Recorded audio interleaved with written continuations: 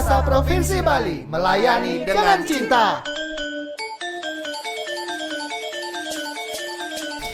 Salam bahasa, sahabat bahasa di mana saja sahabat bahasa berada. Senang sekali saya Nyoman Sutrisna dapat hadir kembali menemani sahabat bahasa dalam program Subasita, Suara Bahasa dan Sastra untuk kita, sebuah program yang digagas oleh Balai Bahasa Provinsi Bali untuk menyampaikan informasi kebahasaan dan kesastraan kepada masyarakat.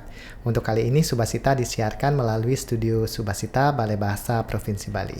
Sahabat bahasa, salah satu kegiatan di Balai Bahasa Provinsi Bali adalah menerbitkan buku yang berkaitan dengan bahasa dan sastra. Salah satu orang yang selalu membantu Balai Bahasa Bali dalam melaksanakan kegiatan penerbitan adalah Bapak Slamet Trisila, dan hari ini kami mengundang Pak Slamet untuk hadir di sini untuk berbicara sedikit berkenaan dengan dunia penerbitan itu. Beliau lengkapnya Bapak Slamet Trisila SS MSI.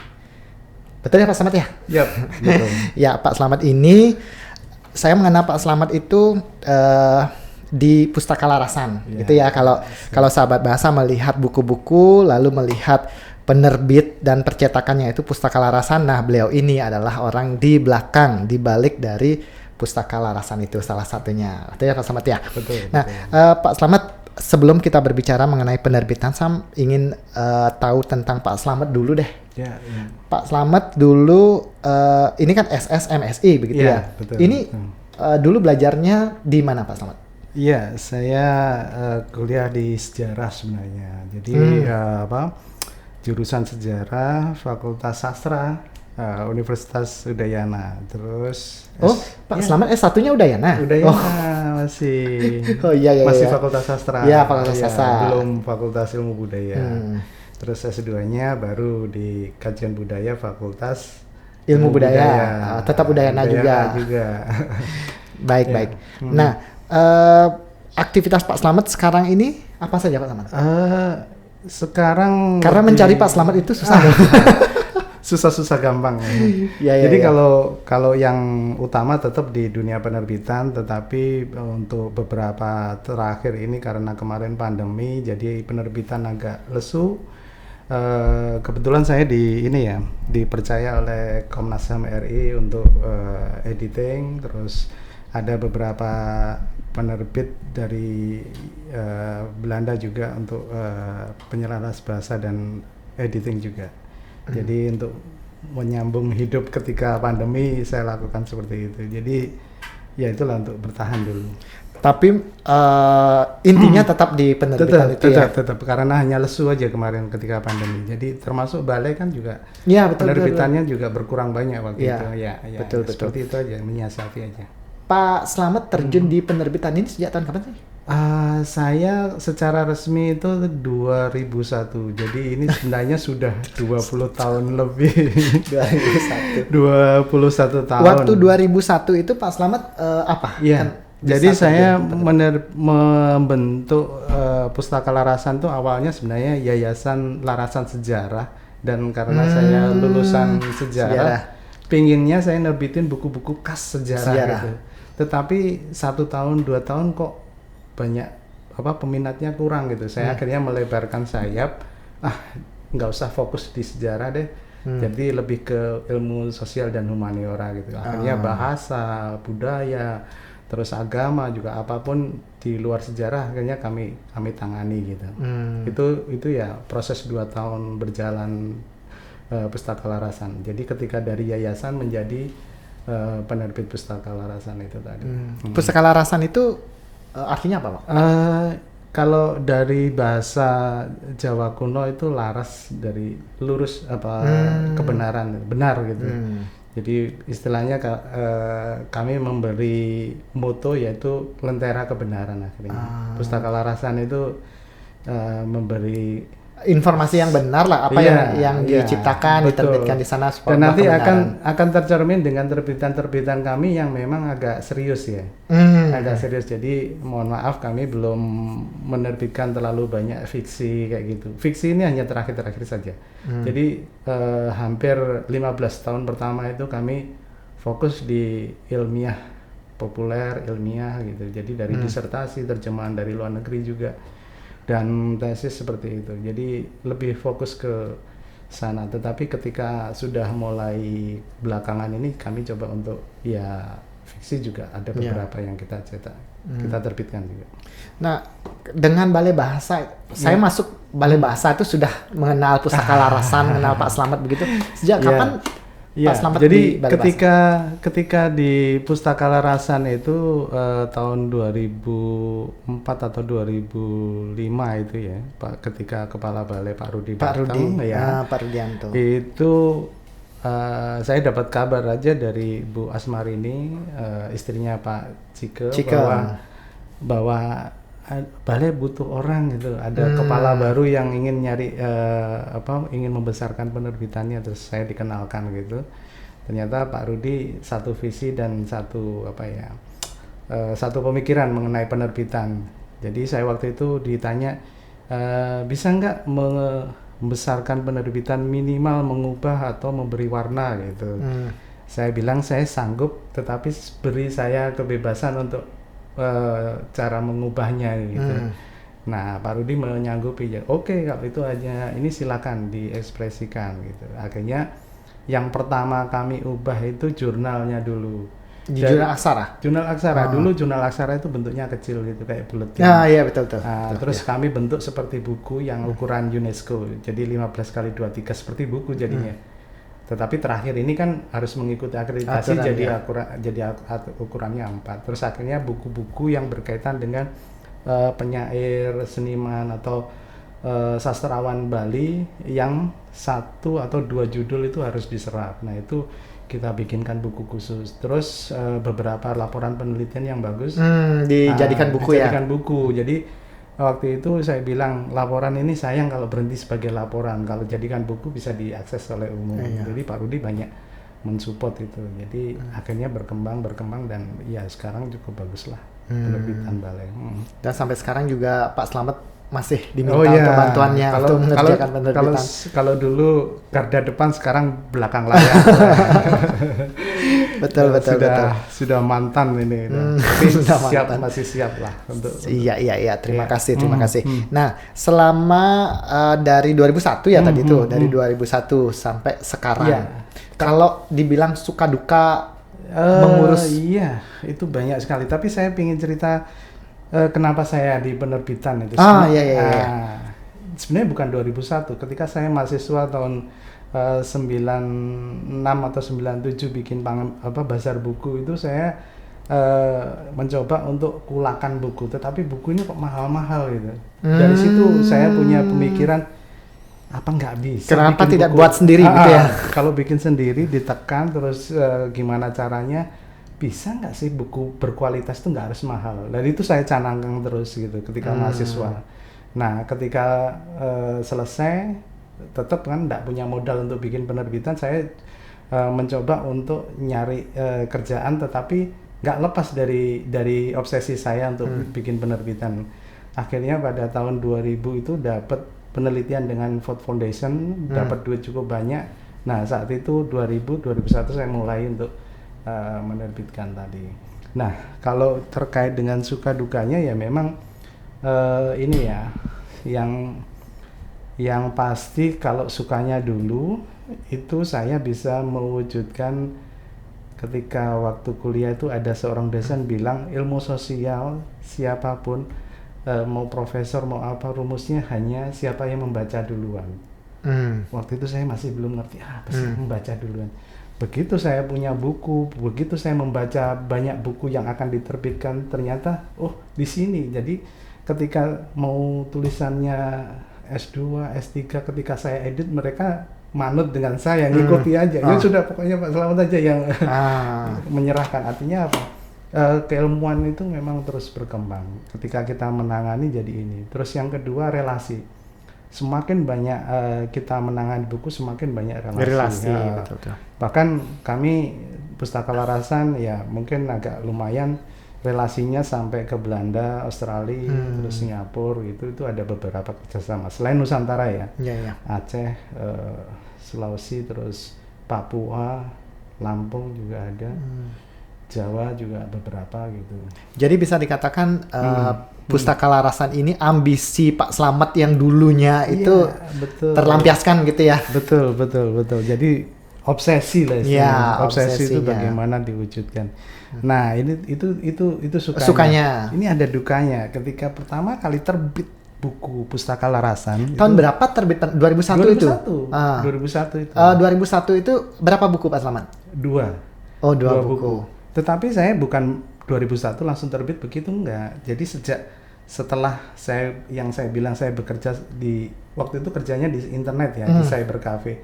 Dalam proses bekerja itu saya mengontak seseorang, mencari bahan dan lain sebagainya di luar jam kerja, malam jam 1, jam 2 selesai kerjaan itu saya ngurus penerbitan, mempersiapkan. Jadi nyari bahan dan lain sebagainya begitu. Nah, pas saya selesai kontrak dengan kerjaan itu baru saya memulai penerbitan itu. Tapi naskah sebenarnya sudah saya persiapkan ketika sebelumnya. Nah, jadi tinggal konfirmasi ke penulis bahwa ini mau diterbitkan bisa nggak gitu ya.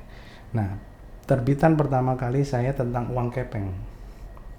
Nilai historis uang kepeng itu karya Bapak Ida Bagus Sidemen, dosen saya juga, dosen yang luar biasa bagi saya, panutan juga. Terus yang kedua buku Melayu Klasik itu karya almarhum Profesor Saleh Saidi, termasuk dalam tanda petik ayah angkat saya ketika kuliah, jadi banyak dibantu oleh beliau. Jadi 2 buku itu saya pakai momentum karena memang 2 orang ini cukup mensupport waktu itu. Ya. Nah, 2 judul yang pertama kali terbit ini saya carikan sponsor maunya. Siapa tahu ada cetakan berikutnya dibantu. Terutama saya bawa ke KTLV Belanda. KTLV itu kalau di sini ya kayak LIPI lah. Atau BRIN. Iya, balai penelitian begitu ya. KTLV itu punyanya Belanda. Jadi saya bawa ke sana dan 2 buku itu saya sampaikan, tetapi buku itu tidak disentuh sama sekali, dilirik aja. Nah, bayangan saya ketika saya membuat buku itu kan sudah berdarah-darah, artinya mengumpulkan dana, usaha berat sudah maksimal. Ini kok cuma dilirik aja. Waktu itu ya agak tersinggung juga, nggak menghargai juga. Dan ke Jakarta kan, udah jauh-jauh ke Jakarta naik kereta, pokoknya sudah berusaha. Tetapi karena saya tetap menjaga hubungan baik dan lain sebagainya, terus masih ada kerjasama, saya baru sadar setelah 10 tahun berikutnya. Setelah Pustaka Larasan 10 tahun, saya melihat 2 buku tadi itu memang jelek banget. Baru sadar ya? Baru sadar 10 tahun gitu. Padahal waktu itu sudah melihat bagus banget gini. Bagus banget, sampai tersinggung. Ternyata, dulu itu saya bawa ke Belanda, maksudnya ke KTLV Belanda, ini buku kayak gini. Jadi baru merasa malu. 10 tahun baru sadar kalau buku itu jelek banget. Karena apa? Karena saya beli kertasnya kan nyicil gitu. Nyicil untuk 1 cetakan beli, terus ada uang beli lagi. Nah, walaupun sama serinya misalnya HVS, tapi beli kedua dengan pertama ini ternyata agak beda. belang. Iya, betul. Ada yang agak gelap, ada yang jadi belang-belang buku ini. Dan itu saat itu pede, tetapi karena itu dibikin dengan penuh perjuangan uang sendiri dan lain sebagainya. Jadi kayak bangga gitu loh. Tapi setelah 10 tahun kami menerbitkan buku bekerja sama dengan Ari Institute, dengan Sydney University, dengan Van Vollenhoven, baru sadar kalau buku itu ternyata jelek juga. Terus yang duka berikutnya, kalau disclaimer itu yang paling berat. Misalnya cetak 1000 salah, ya sudah, harus ganti 1000 itu. Dan kejadian seperti itu sering.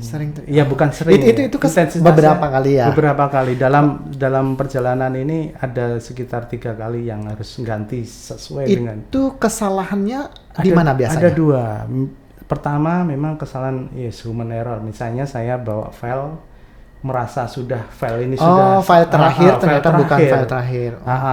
Atau ketika saya di sini kan kami cetak di Jogja, misalnya dari Bali gitu. Pertama ngirim file itu untuk sampel aja, terus file final baru dikirim ulang gitu. Nah, waktu pengiriman katakanlah ada masalah, kalau Gmail dikirim itu tidak terkirim kan masuk ke draft. Tidak ngirim. Jadi mereka menganggap oh pakai file yang sebelumnya berarti gitu loh. Oh. Saya kabari sudah dikirim filenya. Oh siap gitu, dicetak. Ternyata ini nggak sama, sudah dirubah. Kadang-kadang ada yang 1.000, ada yang 500, kita ganti total, nggak ada ampun. Pokoknya gimana caranya klien jangan sampai lari, pokoknya ya sudah, pokoknya diganti gitu. Ya gitu.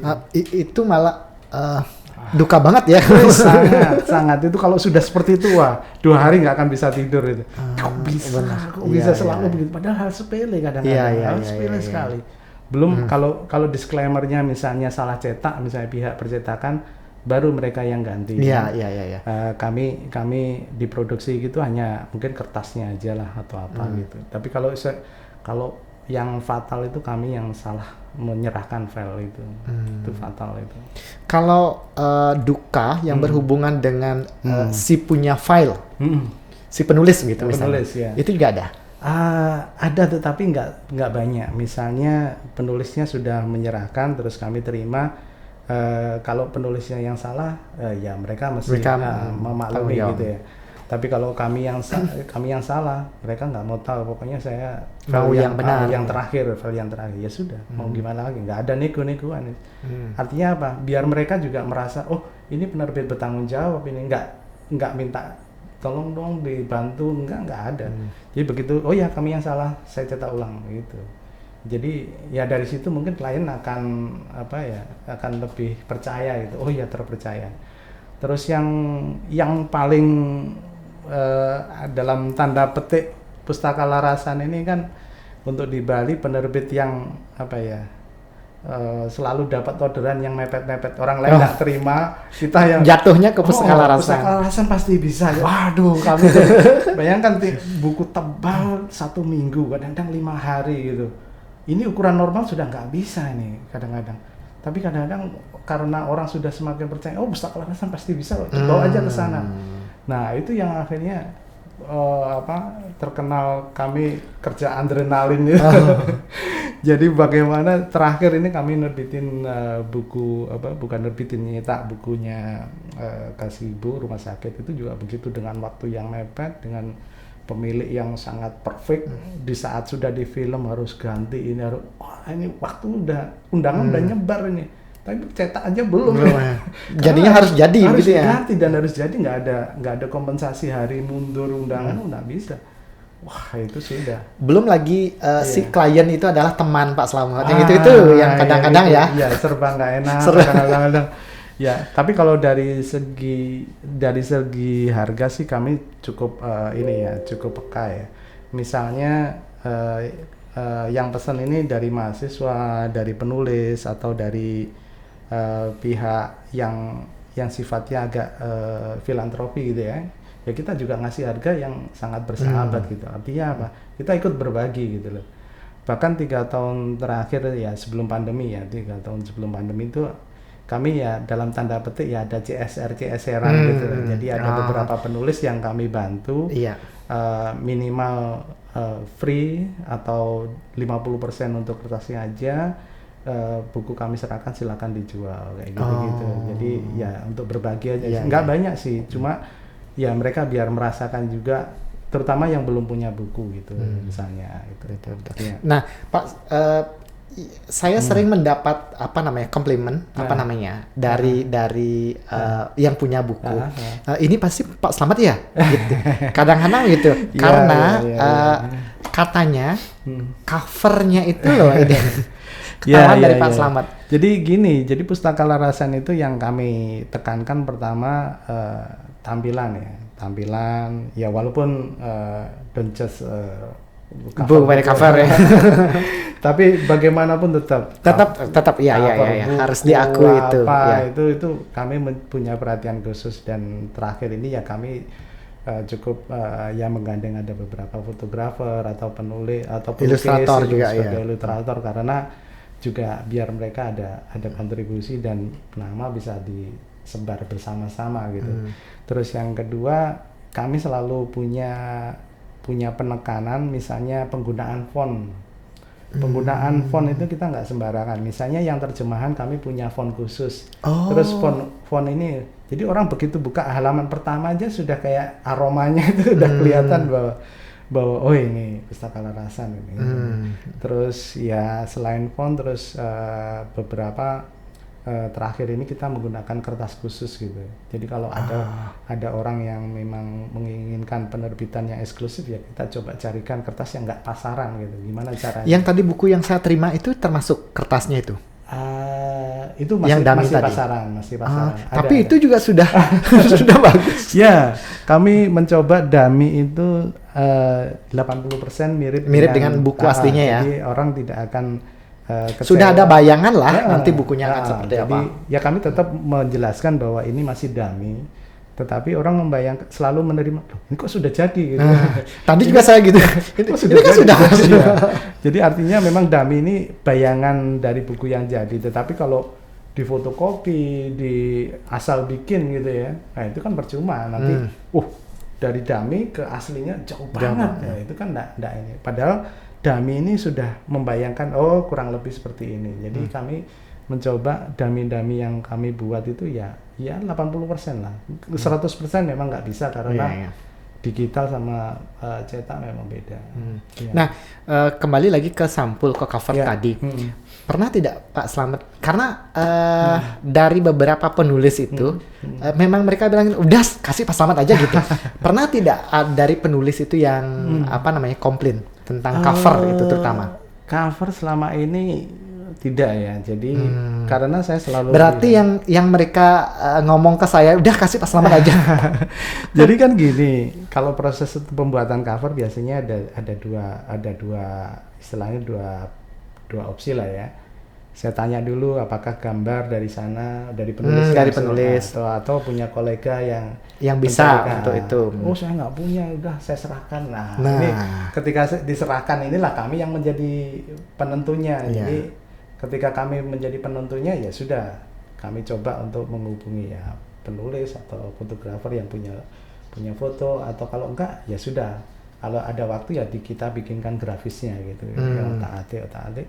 Setelah itu kita sampaikan, dan minimal itu kita bikinkan dua opsi modelnya. Ada pilihan berarti ada pilihan. Jadi suruh milih seperti apa gitu. Nah, setelah ada pilihan inilah mereka yang ini aja atau yang ini aja. Ada kadang-kadang dua pilihan ini di-combine. Saya belakangnya yang ini, depannya. Jadi ada melibatkan si penulis juga. Begitu jadi kan enggak ada perasaan kok kayak gini gitu. Enggak ada, karena dari awal sudah kita libatkan bahwa prosesnya seperti ini. Bahkan kalau kami menerbitkan buku itu minimal 2 kali koreksi dummy itu kami serahkan. Kadang-kadang kalau mepet banget ya memang sekali ya. Bahkan kalau buku yang serius itu biasanya sampai 6 kali 7 kali dummy itu biasa. Dummy online atau dummy fisik ya. Kadang-kadang ada yang udah kirim filenya aja, tapi kan koreksi terus itu. Jadi kalau buku Pustaka Larasan ya semoga untuk kesalahan tipe sih sangat silakan dicek. Minim ya. Minim sekali. Selain mantan orang balai juga. jadi sudah belajar di sini juga ya karena bahasa Karena memang dalam penulisan itu aturan-aturan itu memang harus diikuti, tetapi kalau orang yang tidak memperhatikan itu jadi cuek dengan itu ya. Tapi karena Pak Slamet pernah di balai, jadinya menyadari bahwa itu penting loh gitu ya. Betul, terutama ketika saya bekerja dengan Pak Rudi, orang yang cukup detail, dan saya punya pelajaran yang cukup berkesan lah, bahwa penyuntingan terus editing itu bagian yang punya tekanan khusus. Termasuk saya kerjasama dengan KTLV Belanda tadi. Jadi kerjasama dengan KTLV Belanda itu titik koma itu nggak ada ampun untuk dimaklumi kalau salah. Jadi dari situ pun akhirnya terbiasa dengan benar gitu. Ya. Bukan hal yang membebani, tetapi sudah refleks aja untuk membenahi. Walaupun itu kadang-kadang saya bukan sebagai editor. Kayak misalnya buku cerpen itu kalau ada yang salah udah refleks aja. Bisa dicek nanti sama yang aslinya. Bahkan ada beberapa penulis yang bilang, loh kok buku saya jadi gini? Padahal diserahkannya kayaknya masih ini. Karena apa? Ya itu tadi beberapa koreksi tadi. Misalnya penulisnya nggak sempat ngoreksi itu. Pustaka Larasan punya standar 2 kali. Pertama koreksi umum, ya biasa itu kan, koreksi biasa minimal typo. Kalau nggak ada waktu typo aja, kalau ada waktu ya mungkin kalimat dan lain sebagainya. Atau minimal itu kita bikin koreksi melalui indeks. Indeks itu kan harus dibaca, nggak mungkin kita ngarang halamannya kan nggak mungkin. Ketemu ini di halaman ini di halaman ini, nanti kalau Sutrisno bisa buku Pustaka Larasan yang ada indeksnya itu di sini. Itu kan dibaca itu menentukan halaman. Nah, ketika baca itulah mengoreksi juga. Itu mau nggak mau. Tapi kalau ada penerbit yang nggak pernah punya indeks, ya mohon maaf. Kalau ada banyak kesalahan ya mungkin ya karena standar mereka seperti itu. Kita nggak bisa menyamakan lah. Nah, sekarang kalau saya bertanya dari sebuah buku dari di kepala dulu sampai dia bisa dibaca, prosesnya seperti apa, Pak? Kalau penerbitan ya, jadi ada 2 sampai 3 proses ketika orang punya ide gitu ya. Punya ide dituangkan dalam bentuk tulisan misalnya. Kadang-kadang tulisannya masih acak-acak, entah dia rapikan atau diserahkan kepada penyunting. Bahkan kadang-kadang tidak diserahkan penyunting karena ingin cepat jadi, langsung diserahkan ke penerbit gitu. Nah, ketika diserahkan ke penerbit ini mau nggak mau kan posisi yang kami nangani ini menjadi nambah lagi ya. Iya, jadi penyunting juga, jadi ini juga, menjadi layouter juga akhirnya kan. Nah, itu kadang-kadang selama ini Pustaka Larasan tidak pernah ngecas untuk layouter dan penyuntingan. Jadi boleh ditanyakan ke klien-klien kami bahwa Pustaka Larasan termasuk balai juga menentukan gaya selingkuh saya, habis diserahkan kadang-kadang kalau balai. Makanya kemarin itu untuk tahun ini kan kami coba-coba untuk belajar untuk penerbitan itu. Betul. Karena dulu itu memang selalu menyerahkan ke Pak Slamet, yang mentah itu sudah serahkan Pak Slamet begitu ya. Sampai karena sudah terwarisi, pokoknya ini dimasukkan ke Pustaka Larasan beres. Iya, betul. Padahal kami bukan nggak ingin ya. Sebenarnya ingin berbagi. Kalau teman-teman bisa berbagi, kita bagikan ilmunya tentang proses penerbitan, kan juga punya pengalaman akhirnya gitu loh. Bukan kami tidak mau, ya biasa saja sih. Cuma kami ingin berbagi juga gitu loh, tentang penerbitan, tentang penyuntingan, tentang layout gitu. Kalau itu bisa dibagi, kita juga agak ringan gitu. Iya, betul. Dari awal sudah ada proses gitu kan. Bukan diserahkan dalam bentuk mentah banget gitu ya. Nah, kan naskah itu diserahkan ke Pak Slamet sebagai penerbit. Nanti prosesnya akan seperti apa itu? Ada 2, misalnya saya kalau ada waktu saya tangani, kalau penulisnya misalnya tolong dong diedit yang bagus atau disunting serius gitu. Saya selalu menawarkan, Bu, ada penyunting, Pak, ada penyunting bagus si A atau si B gitu, mau nggak, nanti ada biayanya gitu. Tapi kalau disunting oleh internal ya sudah nggak apa-apa gitu. Dia bilang, oh enggak, ini harus berubah karena ini masih berupa disertasi misalnya. Ya sudah, kita tawarkan ada penyunting yang bisa nangani, silahkan nego, kami tinggal terima gitu. Nah, kalau mereka kadang-kadang pasrah, ya sudah kami tangani sestandar kami. Sestandar kami, tidak berlebihan dan tidak mengurangi. Sebisanya apa pasti itu dilakukan gitu ya. Ya standarnya Pustaka Larasan lah, minimal tidak utuh gitu aja gitu. Jadi kami tetap sunting, kami tetap rapikan dan lain sebagainya gitu. Nah, itu sudah dikerjakan oleh Pustaka Larasan di layout begitu ya, di awalnya itu, lalu diserahkan lagi ke si penulis begitu ya, Pak Slamet ya. Serahkan ke penulis, minta persetujuan, sudah oke, kalau sudah oke, baru proses percetakan. Boleh. Nah, Pak Slamet, antara percetakan dan penerbitan itu gimana sih? Nah, ini kadang-kadang agak rancu, orang-orang tolong dong dicetak, tolong dong diterbitkan kan? Iya, betul. Sebenarnya penerbitan itu pada prinsipnya ngurus proses sebelum naik cetak naskah itu. Jadi mulai naskah masuk sampai mencarikan ISBN dan dianggap siap cetak itu penerbit. Kalau naskah sudah siap cetak, dibawa ke percetakan karena percetakan ini produksi sifatnya. Nah, kalau cetak menggunakan mesin, jadi ada dua bentuk, misalnya penerbit nggak punya percetakan atau percetakan juga bukan penerbit. Atau ada, kan banyak yang begitu ya. Kalau di Jogja ada yang dua-duanya. Dia penerbit dia juga, penerbit tetapi punya percetakan. Jadi satu pintu gitu. Betul, jadi kalau kami sih sebagai penerbit saja. Artinya cetakan kami bawa ke Jogja gitu. Jadi karena di sana banyak percetakan tapi bukan penerbit, jadi dia hanya terima cetak aja, nggak mau ngotak-atik, pokoknya terima naskah harus siap cetak. Harus sudah cetak, sudah nggak ada sentuhan finishing. Nah, pada tahun ini kami kan mencoba untuk melakukan pekerjaan penerbitan itu. Nah, betul. Ternyata kendalanya adalah ISBN. Ini ISBN ini jadi isu nasional nanti, tenang aja. Ini memang bikin orang pusing semua. Berarti masalah ISBN itu tidak hanya dialami oleh kami ya? Betul. Jadi ISBN ini bermasalah ketika saya ikut sosialisasinya udah 2-3 kali ya kalau nggak salah. Kenapa menjadi krisis itu karena ya mohon maaf ada beberapa penerbit abal-abal yang salah satunya ya, ada banyak faktor sih sebenarnya yang memperjualbelikan ISBN dan mereka tidak bertanggung jawab dengan hasil buku yang di ISBN kan itu. Jadi ketika sudah dijual ya sudah, penulis kan merasa yang membeli ini nanti mau difotokopi, mau diapain aja urusan dia, mau bikin 2, mau bikin 1, yang penting untuk pangkat atau golongan atau kenaikan pangkat. Oh iya, karena kebutuhan itu ya, mereka aja. Kebutuhan itu kan ya. Kan cuma nyetor 1 kadang-kadang, nggak perlu banyak-banyak, jadi bikin 2 aja.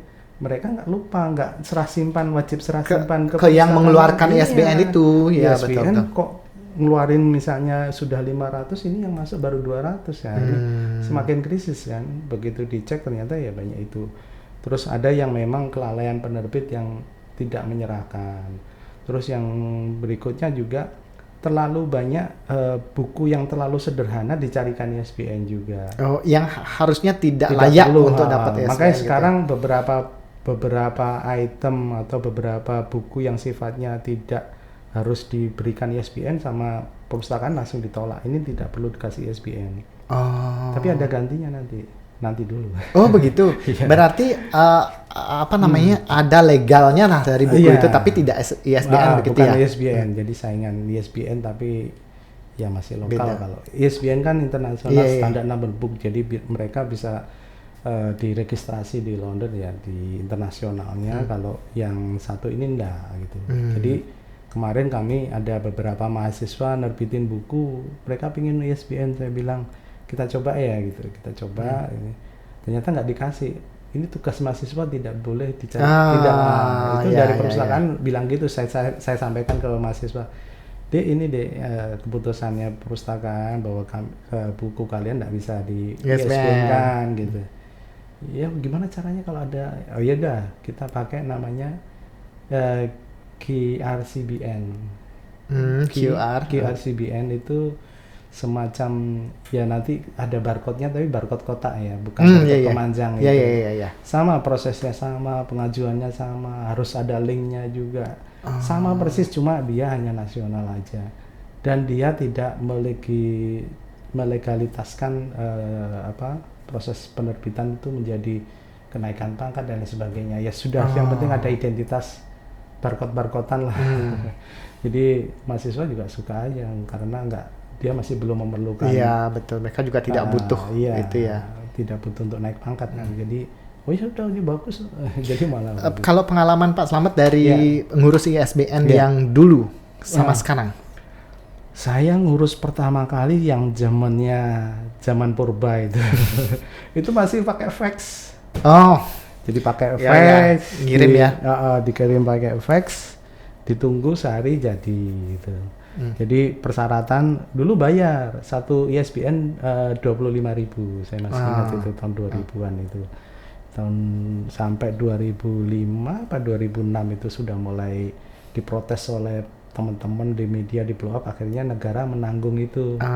Jadi tidak ada biaya lagi. Tidak ada biaya lagi, terus agak diperketat. Jadi pengajuannya harus menggunakan notaris dan lain sebagainya, institusi yang ingin mencarikan ISBN.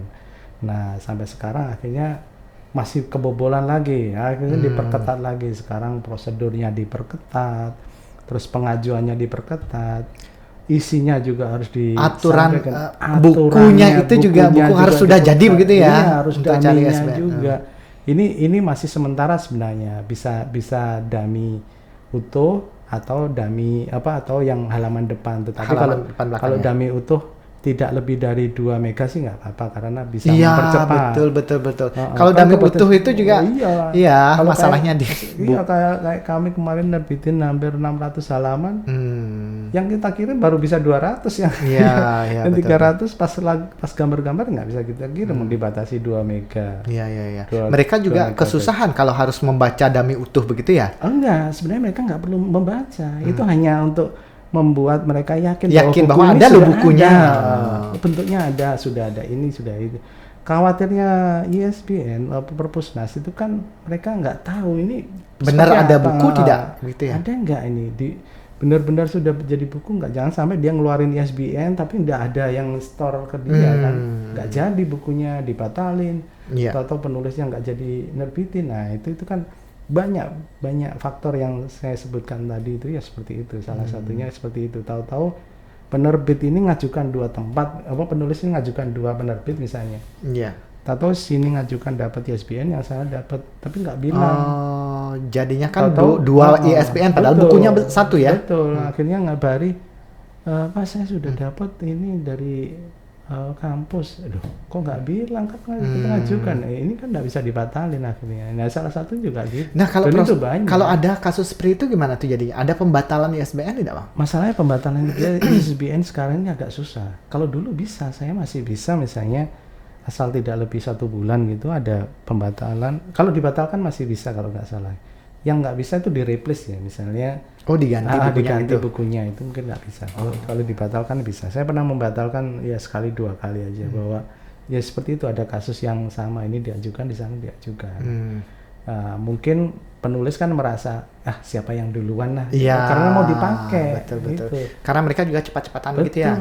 Dan ini kan kesalahan juga. Makanya itu kalau sekarang kami kalau ada orang yang ini sudah diterbitkan belum, sudah diajukan tempat lain belum, nah kayak gitu ada pengalaman juga. Jangan sampai tahu kita urus malah nggak jadi cetak gitu kan, atau nggak jadi terbit lah istilahnya.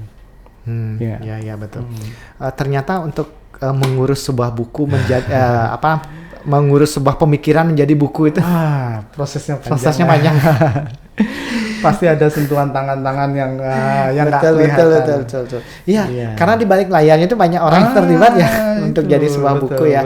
Itu kenapa untuk angka kredit begitu buku itu nilainya tinggi karena memang membuat sebuah buku itu tidak semudah itu begitu ya Pak Slamet ya. Jadi sebenarnya membuat buku atau menerbitkan buku itu ya mudah jika prosedurnya itu diikuti dengan benar.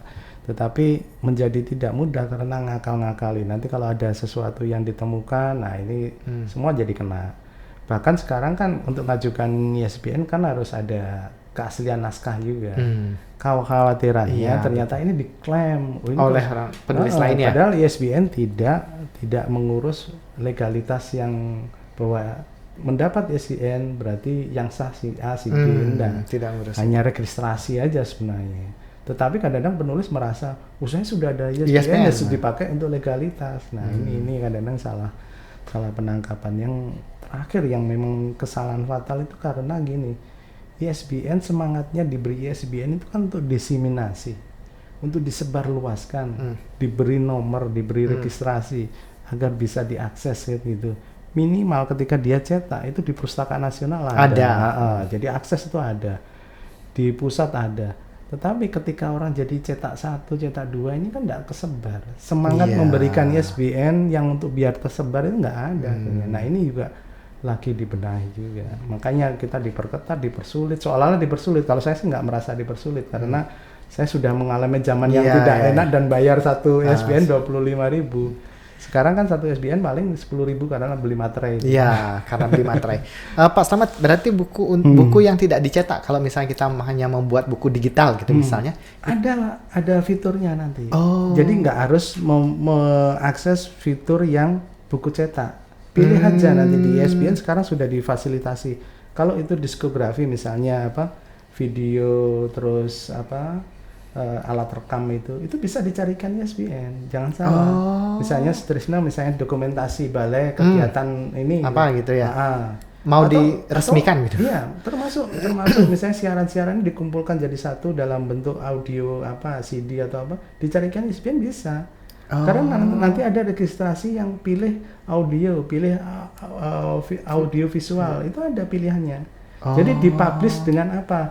Book, PDF, online atau audio visual lah, itu bisa. Jadi kalau dokumenter balai malah boleh berarti kedepannya itu memang sepertinya kedepannya akan dijadikan seperti buku itu ya. Betul. Jadi terregistrasi. Jadi semangat registrasi kan memberikan klasifikasi bahwa orang lebih mudah nyari, orang akan mengakses mudah kan gitu. Ini kan semangat menyebarluaskan kan sebenarnya. Makanya kegiatan balai sih bisa, misalnya film dokumenter misalnya serah terima jabatan atau itu kan mungkin ada pesan khusus, ada pesan-pesan yang bisa disampaikan ke masyarakat. Nah, itu bisa diakses oleh publik, bisa dicarikan ISBN gitu. Nah, kalau Pak Slamet sebagai seorang penerbit begitu, melihat ke depannya dengan dunia digital seperti saat ini, ke depannya Pak Slamet melihat seperti apa sih penerbitan itu? Ya, untuk Indonesia mungkin 10-20 tahun lagi saya masih optimis penerbitan analog masih jalan ya. Tapi karena percepatan sekarang e-book dan lain sebagainya, dan termasuk ISBN itu Perpusnas sudah memberi platform bahwa kalau memang tidak dicetak pilih yang fiturnya e-book ya. Jadi diterbitkan dalam bentuk e-book gitu, itu bisa ada. Artinya apa? Berarti sudah mengantisipasi perubahan ini nanti. Ya kita mau nggak mau sih harus mengikuti dan juga menyiasati gitu ya. Kita sudah membuat web yang ya mungkin agak familiar dengan diakses secara digital dan lain sebagainya, karena ya cepat atau lambat sih itu akan kesana arahnya ya. Itu sudah pasti terjadi, itu revolusi digital ini. Iya. Baik Pak Slamet, banyak sekali informasi yang kami dapat dan kami tidak akan henti-hentinya selalu minta bantuan Pustaka Larasan untuk bantu balai dengan penerbitan dan informasi tadi juga sudah banyak disampaikan. Nanti kami akan undang lagi Pak Slamet untuk berbicara di hal lain. Tenang aja, separuh jiwa saya masih di di balai ya. Jiwanya masih jiwa balai. 7 tahun di sini jadi susah untuk melupakan. Betul ya. Tenang aja. Jadi saya masih bagian dari balai keluarga balai bahasa. Karena kami di sini juga kalau sudah berurusan dengan buku, ya sudah Pak Slamet. Siapa lagi? Ya sudah Pak Slamet. Baik Pak Slamet ya, kita bertemu lagi nanti. Sekali lagi terima kasih.